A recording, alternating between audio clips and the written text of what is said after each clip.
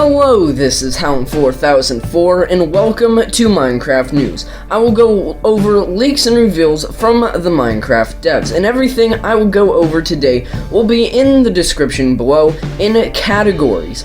So the categories will hopefully help organize this Minecraft News video better and will hopefully make it more accessible. So for now, let's get started. So starting off, someone made a pretty cool render of some blocks with the skulk growth on them. King Bee Dogs though went ahead and replied, "This is really cool, but will not be necessary, because the skulk veins on the edge of the growths can be placed in all directions just like the glow lichen. This means you can find vines on top of anything, including brimstone bricks, which is a better approach than a specific block type. Instead of having a skull growth variant of every single block, it's just kind of placeable like the glow lichen, so that's pretty cool." But while on the topic of textures, there has been some new textures in the work. These are texture version 3. Japa made copper more oxidized, iron less blurry, and HL edges on brimstone ore, and lapis pops out more. So these new ore textures definitely look pretty cool, and the idea behind this is to make people that are colorblind able to see the ores better. Also, this is the newest thing we've seen of any of the brimstone ore variants of all the ores. So that is really cool to see that they're working on that, and hopefully for the colorblind people, this will make it a lot easier. So if you notice, the gold looked a bit different than the regular nether gold ore, and this actually has a reason behind it. So he changed the gold because the other one was a copy from the netherrack gold, but they are mechanically different, so I had to change the overworld gold. I changed the iron because it looked like beetroot ore. But overall though, that does make sense, because regular gold ore, when you smelt it, because you have to smelt it, it drops gold ingots, but the other one just drops gold nuggets. So I think it's kind of cool how they're truly thinking all of this through. And still going off of that image that he posted of the new ores, he's still thinking that he's going to do more iterations. He said even of all the ores at once as well, but for the iron, he does like the streaks design, but he's thinking he can implement it in a better way. So it's cool. Can't wait to see what he comes up with. So while he was playing around with ores and stuff, he also changed Grimstone a tad bit. He made overall Grimstone a bit lighter of a block, so hopefully that should help with a little bit of cave darkness. And honestly, I can't tell too much of a difference, but hopefully it might make a little difference.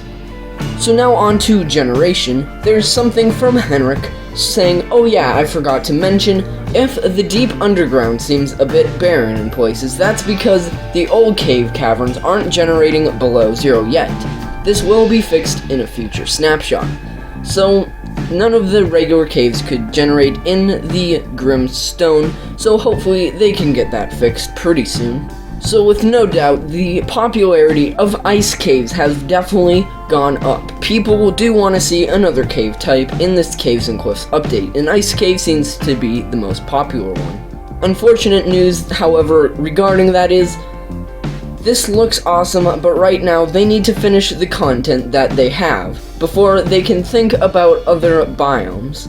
So they do not have the current 3 biomes done yet, so it might be a while before we see another cave biome, if we see one at all. Because as he goes on to say, he says, "I think there is always possibility of new biomes in any part of the game.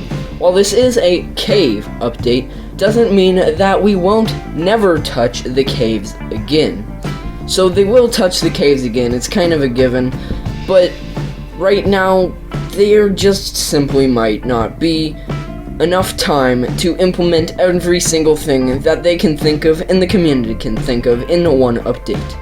So Henrik says, "We are experimenting with having some ores less likely to show up in exposed to air.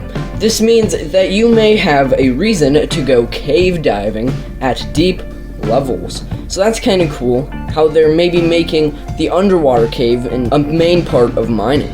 Then finally, Henrik has shown an image of how the noise caves work. The link is the last link under this here version section in the description, so if you want to see and try to understand this for yourself. Now on to versions.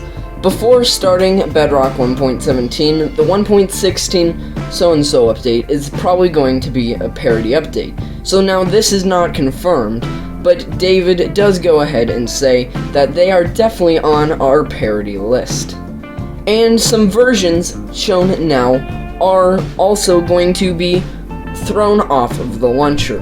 The Java Edition launchers of these versions will no longer be supported. And there was a Minecraft Java launcher earlier in the week. I do believe it was today. So I went over that. There's a link into the description below if you want to also check that out. There was a brand new beta in the week. It was 1.16.210.60, and unfortunately, the glow squids had to be removed for maintenance. The glow squids were causing bugs, crashes. They were just not good, so they've been taken away to be tweaked up a bit. Hopefully we can see the glow squid back in beta versions soon.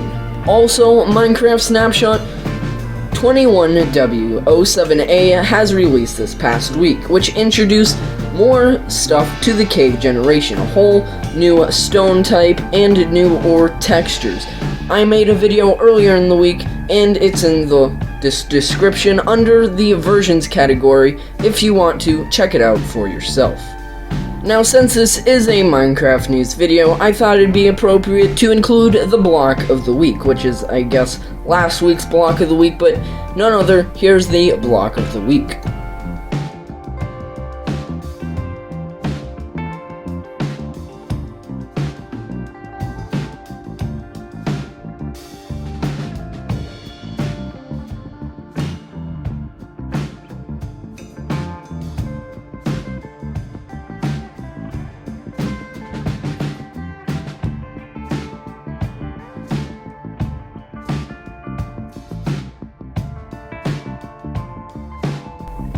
So here's something kind of funny here for the end. So someone said, "Hey Henrik, you never told us that you added donut caves." Then someone said, "So we have spaghetti, cheese, and now donut caves. That's pretty cool."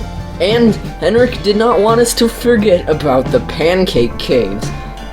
Technically, donuts are what happens when the thick spaghetti loops on itself, and when they are flat and wide, you get the pancakes.